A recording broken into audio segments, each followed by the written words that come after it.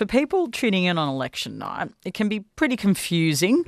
What's your hot tip? What are the key moments or the key seats that you think viewers should be focused on? Well, to some extent, I'm not watching the seats very early, particularly. You're looking at the trend. I want to know what is the trend in the figures in Victoria, what is the trend in the figures in Queensland. My attitude to this election is the government, if it's going to lose, it will lose in Victoria, and then Queensland will determine the size of Labor's majority. If the government doesn't lose, then it's a much finer contest. If I'm not seeing a swing in these states in the overall figures at the start, it's telling me that this is a closer contest. Now, if it's a closer contest, you have to look at the individual seats more. But, there are individual seats which are not telling us who's winning, which there will be other interest in, your Kooyongs, your Higgins, your Warringahs, Farah, Cowper. They will be of interest. But as I keep saying, if the Liberal Party are losing Kooyong, then they've lost this election well and truly. If they are in trouble in a seat like that, they are in worse trouble in other more marginal seats, which will determine the majority of the election.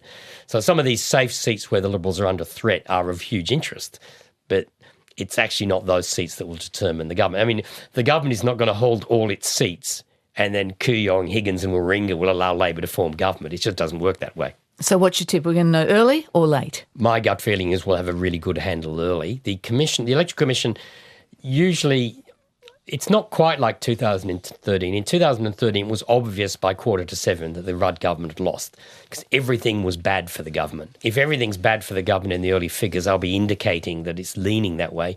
Fortunately, we were all on the same time zone. I remember in 2007, the swing was big enough by 7 o'clock to say the Howard government was defeated, but you couldn't do that until you saw your first Queensland figures. It's a bit easier than, say, 2007. It's not as easy as 2013. But still, I'll be watching those overall figures and then looking, I've got a screen which is all colour-coded and I'm sort of seeing a pattern very early on. If Labor's winning the election, there are seats in the Liberal column that start to turn red or indicating there's a swing on in terms of the seats as well as the overall. The difficulty, say, in calling the New South Wales election, apart from the fact the count was very slow, but there was no overall swing. There just weren't seats colouring differently on the other side of the pendulum. Sort of a very visual metaphor for me to try and spot what's going on. If the government's going to lose, it should start to appear quite early, even if they have to wait off before we actually formally call the election. Antony Green, you're an absolute legend. Thank you so much for joining us and helping out all the Party Room listeners. We really appreciate it. Good luck on election night. Yes, I'm nervous already.